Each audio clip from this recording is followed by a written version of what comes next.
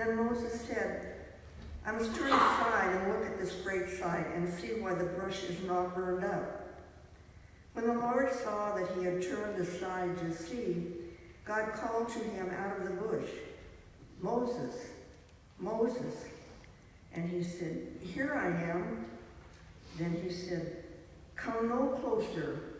Remove the sandals from your feet, for the place on which you are standing is holy ground.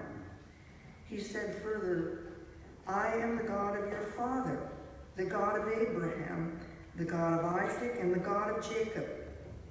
And Moses hid his face, for he was afraid to look at God. And Psalm 19, God's glory in creation and the law. The heavens are telling the glory of God, and the firmament proclaims his handiwork. Day to day pours forth speech, and night to night declares knowledge. There is no speech, nor are there words. Their voice is not heard, yet their voice go out through all the earth, and their words to the end of the world. In the heavens he has sent a tent for the sun, which comes out like a bridegroom from his wedding canopy, and like a strong man runs its course with joy. Its rising is from the end of the heavens, and its circuit to the end of them, and nothing is hid from its heat. The law of the Lord is perfect, reviving the soul. The decrees of the Lord are sure, making wise the simple. In the New Testament, the Gospel of Mark, chapter 1, verses 9 through 12, the baptism of Jesus. In those days, Jesus came from Nazareth of Galilee and was baptized by John in the Jordan. And just as he was coming up out of the water, he saw the heavens torn apart and the Spirit descending like a dove on him. And a voice came from heaven, You are my Son, the Beloved. With you I am well pleased. And the Spirit immediately drove him out into the wilderness. Mark chapter 6, verses 8 through 9. He ordered them to take nothing for their journey except a staff. No bread, no bag, no money in their belts, but to wear sandals and not to put on 2 tunics. Feeding the 5,000 from Mark. The apostles gathered around Jesus and told him all that they had done and taught. He said to them, Come away to a deserted place all by yourselves and rest a while. For many were coming and going, and they had no leisure even to eat. And they went away in the boat to a deserted place by themselves. God's word for the people of God. Amen.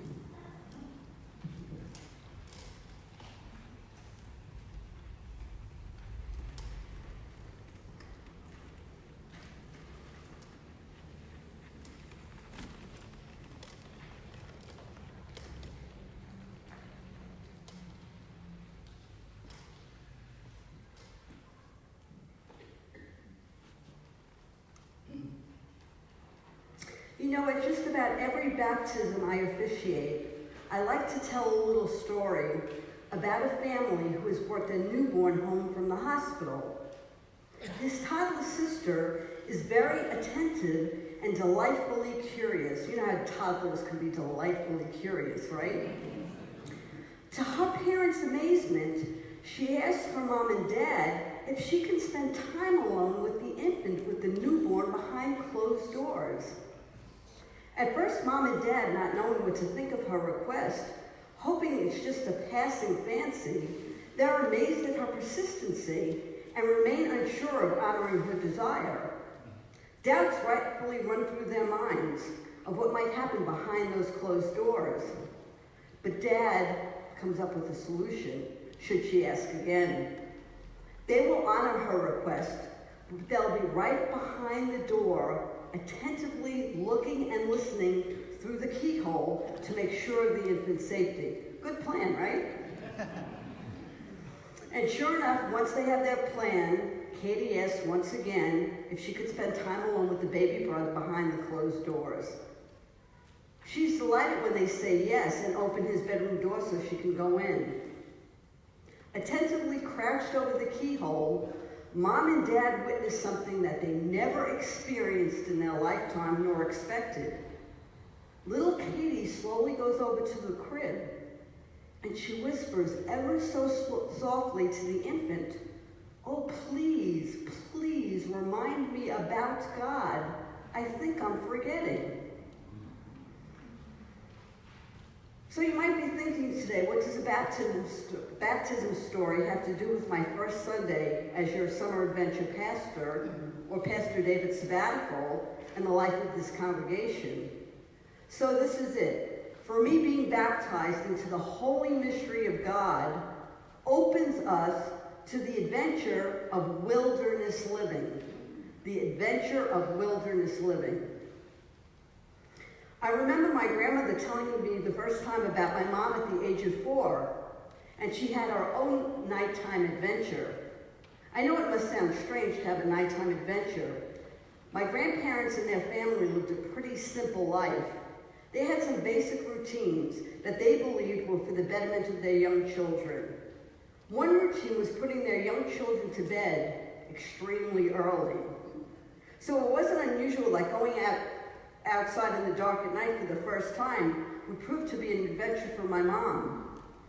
I remember my grandmother sharing as she walked hand in hand to the car with her daughter in the dark of the night. My mom stopped, she stood still, and looked up at awe in the sky she had never seen. She was totally mesmerized by seeing stars. She wanted to know what all those shiny pimples up there were. That's my mom.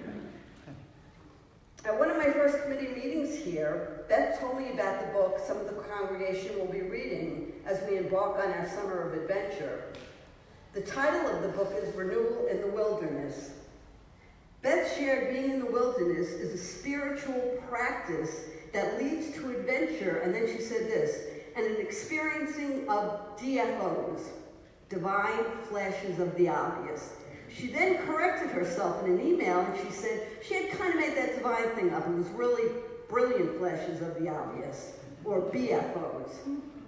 So, whether we are open to BFOs this summer or DFOs this summer, there's one thing really for sure, that we will be stretched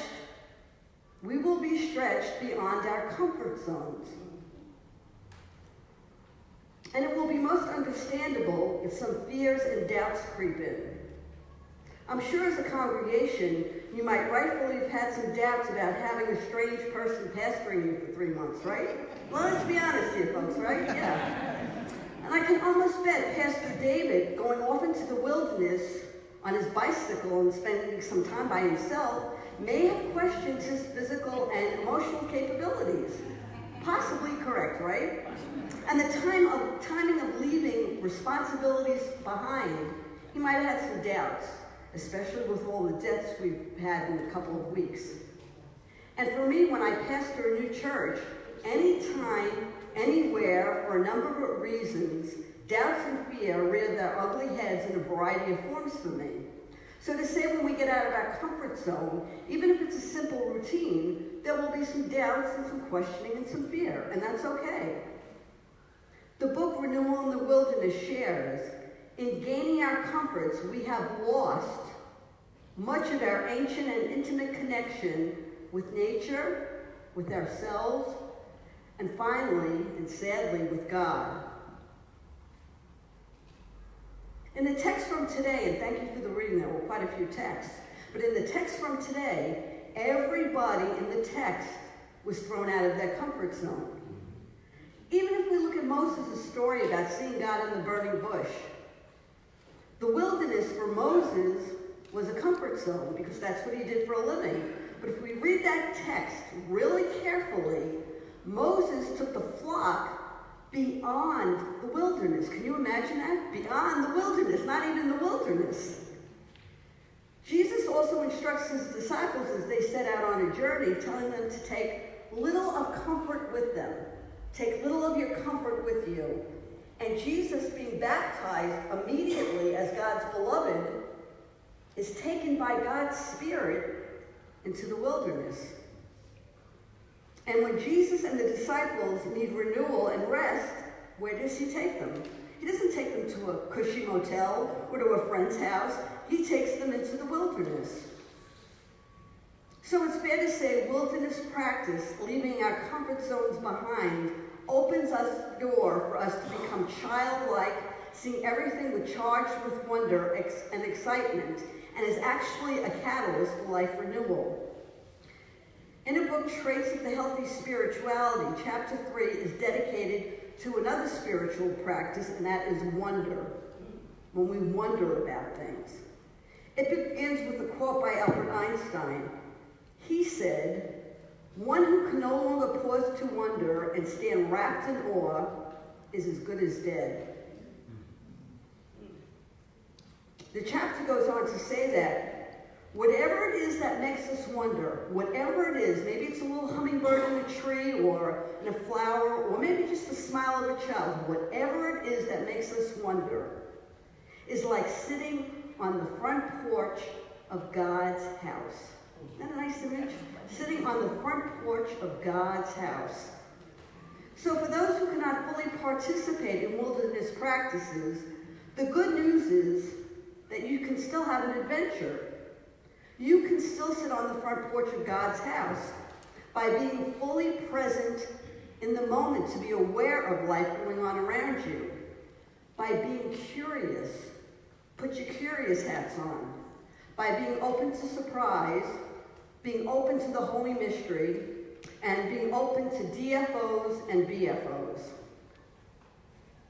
So right now, let us all begin our time together with a question. This is our question for this summer, to take us out of our comfort zones. It's a simple question. This is it. What are we more curious about than afraid of? What are you more curious about than afraid of? It is my hope and prayer this summer, we, like Curious George, remember Curious George with the hat? We wonder big, wonder and be curious bigly, that we become childlike, seeing everything charged with wonder and excitement. So no matter who you are or where you are on life's journey today, as we begin our summer of adventure, I invite all of you to follow me, following God's Spirit out of our comfort zone. So together, let us wander and wonder. Thanks be to God. Amen.